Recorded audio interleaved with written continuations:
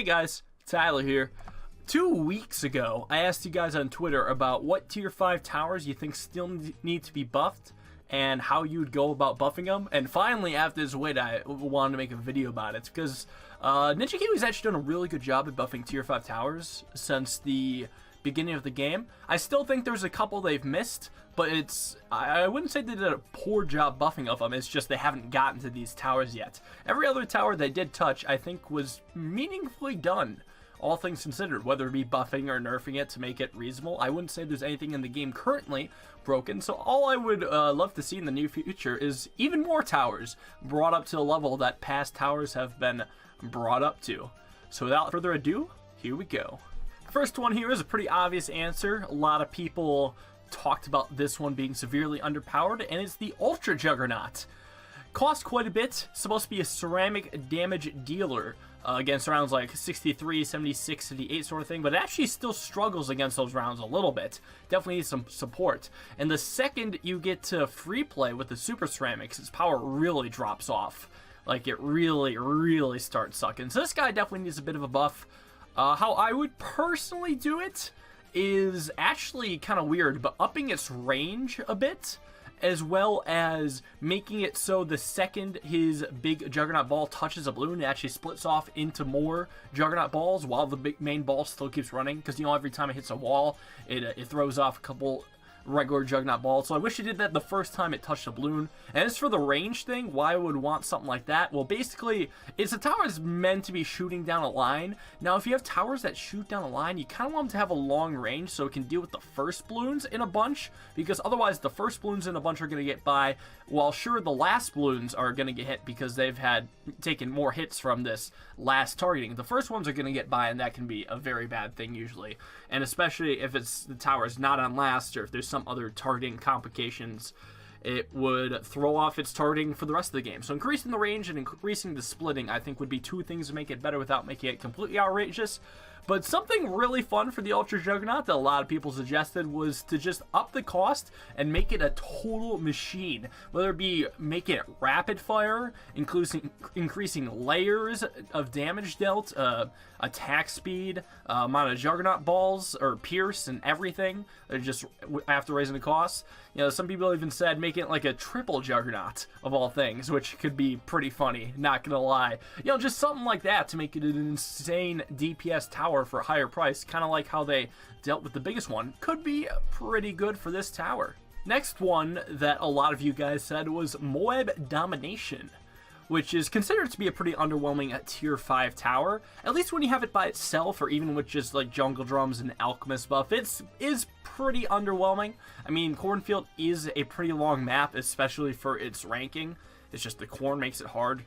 So when you remove this guy does kind of okay, but actually he does surprisingly good if you pair him with like a Sun God or something like that. Just the biggest problem with the Moab Domination is just how much it costs. If you're getting a Moab Domination, that's pretty much the entirety of your defense right there, give or take. You will not be able to afford too much more stuff after the Moab Domination. And the fact is, this guy will not do jack against DDTs, and he doesn't even shoot at BADs except without his, you know, with his normal boomerang. His special attack does not even shoot at BADs, which is kind of a ripoff, if you ask me. Very underwhelming, to be honest. You're not going to really get too many wins with this guy unless you're on an easier map, I think. And I think this guy actually just needs the tiniest of buffs. First, I would obviously make him throw his main attack at BADs. I mean, obviously he doesn't have to knock them back since nothing stuns or knocks back BADs, but it can at least deal damage to them. Like, I thought this special attack did damage BADs, or blimps, pretty decently. I would probably also have that special attack deal more damage to blimps, because it's not really that much of a stunning guy, because he doesn't actually do that trigger too often, so blimps still make like significant progress. But I think it should deal more damage then, just have it become a DPS tower, just bite the bullet on that. And for the last thing, probably just lower the price a little bit, personally. I think it's just a price buff is what's most needed, because then you can squeeze this guy into more strategies, combo with more towers, rather than just having him try to solo everything as it is right now, which just simply does not work out, at least for Chimps mode anyways. I mean, you could also do some pretty exciting stuff that was suggested, like a viral frost sort of thing, where his special glaive becomes like a glaive ricochet, and it'll hit like all the Moabs, not just the one in that small area but where the projectile hits. Like having a glaive ricochet thing could be kind of cool, or just pushing back the Moabs a lot more to really assert its dominance over these balloons. Knocking them back a quarter of the map could be pretty funny, but something like that just probably would help out the tower quite a bit. It's cool ideas though, not gonna lie. Next up, another pretty obvious one, Super Mines. Super Mines is a tower that you're never going to get in Chimps mode, so I feel like it shouldn't be a big deal to overbuff this guy if this accidentally happens. So I don't think Ninja Kiwi should worry about that. But as it stands, this guy just has really low DPS for its cost. I believe it's meant to be a late game support tower, where its explosions are huge and they damage so many of the balloons on the screen, but they don't actually deal too many layers of damage. At least compared to what they could deal, rather. Like, obviously, it's pretty good. It'll one-shot, like, DDTs or fortified DDTs in normal game if you do happen to farm it up and get it out early.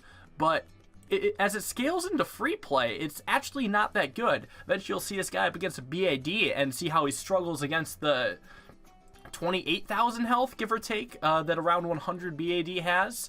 So imagine, once you get into free play, every single blimp starts to have that health, whether it's Moabs, VFBs, DDTs, and the Super Mines just doesn't do jack to stuff then. So it really doesn't end up doing that well as a late game support tower. It's just pretty meh and underwhelming.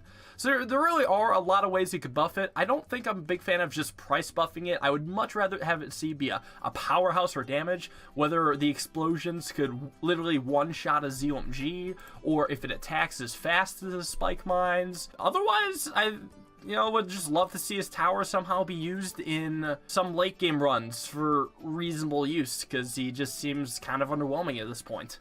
Next up, we have a tower that nobody really thinks about anymore. The Elite Defender, 5th tier bottom path sniper, in case you guys forgot. This guy, he's flown under the radar, because, I mean, he's like okay DPS, and sniper lovers love him, but sniper as a whole usually struggles unless if it's a main Moab. So, this guy ends up being pretty bad, unfortunately. He was buffed to give ×2 attack speed normally, which was pretty good, but you still can't really get too much value out of the ×4 attack speed when you lose a life, because that's just something that's so hard to manage. How are you going to make it so you lose exactly just a couple lives and then don't die immediately after? This guy's usually not enough to save you in most cases, as unfortunate as it is. And it doesn't even fucking work in Sandbox anyway, so I can't even showcase this without loading up a game. But then I wouldn't be able to get a game to work out that well, unfortunately. It's kind of annoying how it doesn't trigger with Ezeli's totem when you lose lives from that. I really think that synergy should be in the game. I'm pretty sure it's intentional at this point, because Ezeli's been in the game for a while, and this interaction still has never happened. I think it would be really cool to be able to drop a totem with Ezeli and have your Elite Defender just start going Super Saiyan. Like, that'd be so much fun. But unfortunately, that's just currently not a thing. If that was made a buff, that alone would probably make the tower decent. If that interaction was made, and I wouldn't suggest any other buffs, but otherwise maybe like a price buff or something. Or just finding some change to the concept of life sleek equal OP tower in general. Some ideas suggested were having it be a passive ability, like the Carpet of Spikes, or an active ability. I mean, who says a tower can't have 2 passives with active abilities? No one. Or you could have all snipers get the buffs when something leaks, which, to be fair, is still kind of weird. I still don't like the concept, but increasing synergy could at least be cool. Maybe it would give snipers only a little bit more of a chance, like ×4 attack speed on all snipers. That sounds pretty cool, because it's something that's so rare that happens. You have to be very specific to get that ×4 attack speed to trigger. You should be rewarded immensely for pulling that off, not just like a little bit more DPS on one of your worst DPS dealing towers that you have already. It's just not really that worth it. Next up, we have Energizer Sub, a support type tower that only seems to benefit ability towers, as far as I'm considered. It does a little bit of damage to non-Moab class balloons, but after round 80 it drops off. It's a cool concept, having your abilities come back twice as fast for towers in its range. Super cool. Love it. I just wish it was more usable with abilities in general. And I think the biggest problem is that you spend so much money on this Energizer Sub, you don't have money left for abilities to synergize with it for. So one thing you could definitely do for this Energizer guy is just decrease the price on it. That way you can actually afford abilities to go with it. Another thing you could do that I thought was pretty cool, it would be getting rid of the ability's initial cooldown for towers in range. If you have it up. So that way you could potentially have Energizer and micro some ability for extra value. Yeah, obviously you'd still be losing a lot of money for still rebuying it, but that'd still be up there. Maybe don't include the money generating abilities just to be safe so no one gets an infinite money farm, but I think that sort of thing would be really cool as the only real way to offset the cooldown thing on abilities. Would love it personally.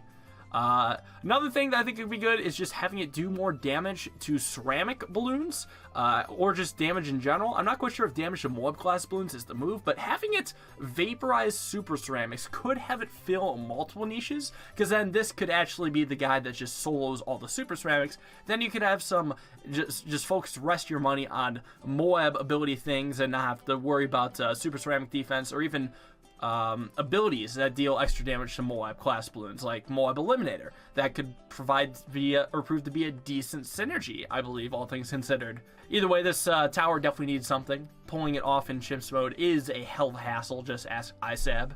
Next up, we have the Plasmonkey Fan Club.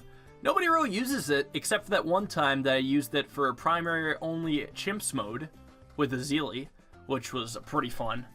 But all in all, this ability is pretty bad. It's great when it's active, but it's not really active that much.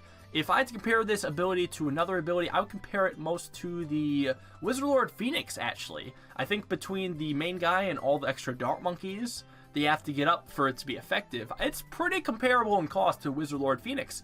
Only difference is Wizard Lord Phoenix has a lot better uptime, and when it's up, I actually think it does better damage too. Although it's kind of close, the damage Wizard Lord Phoenix does is just pretty insane though while it's up.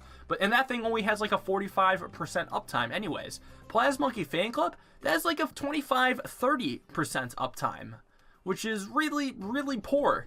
I do think the only thing that really needs to be buffed on this guy is just increase the uptime, whether it be by having it last probably almost twice as long, or just decreasing the wait for cooldown. I think would be great for a tower that expensive, because the whole thing really just is that expensive, and whenever the ability is not up, your whole defense just has a massive gaping hole in it. Never going to be used in harder map chimps mode, unfortunately. Still a really cool tower, fun to dick around with. Would just love to see that specific of a change. And last off, we have Bomb Blitz. You guys probably saw this one coming, if I had to guess. Yeah, if I didn't stress this enough in the Elite Defender talk, I really, really, really do not like the concept where if you lose a life, the tower becomes more powerful. I really don't like it, because trying to isolate a single life and losing without dying afterwards is so RNG dependent, so difficult, very, very hard thing to do, and I don't think that has any place in a strategy game that you're trying to make a consistent strategy on. Something that's so luck based is only okay in challenges every now and then, but I really don't like using it then. Like, I really don't enjoy using challenges where you have to use Bomb Blitz. I think just trying again and again for the perfect balloon leakage is extremely boring, not fun at all. I would honestly destroy this concept entirely if it wasn't for the possibility of Azili synergies working with this. If Azili's totem synergized with Bomb Blitz, that alone would make it fantastic. I mean, obviously it's not a chimps mode thing, but at least be useful in some mode. I think that'd be a cool concept at least. Or just have the Bomb Blitz become an ability again. There's nothing stopping Ninja Kiwi from doing it, or a passive ability if they want to keep it relatively balanced. Just saying, because the tower actually does have pretty solid DPS by itself. I mean, it does swallow BFB's whole for the most part. I mean, it's like not bad in that regard. But again, when you just see the life leak, it's not something you want to see. Literally unusable in Impossible or Chimps mode. And there are more tier 5 towers that should be buffed besides these, but these were the big 7, I'd say. Probably the ones that need the help the most out of all of them. And I wanted to thank everyone who took place in this little open-ended discussion 2 weeks ago. Very insightful answers. I actually liked some of your guys' buff ideas quite a bit. It was pretty cool. I plan to be doing more open discussions like this on my Twitter. So if you want to give it a follow, it's at Aliensrock50. I should be doing one pretty soon. Coming up next, I'll just try to make the video a little bit quicker. And that's really all I have to say. Hope some of these towers do get buffed. Can't wait to see more BTD6 content. And I'll see you guys all in the next video. Peace out.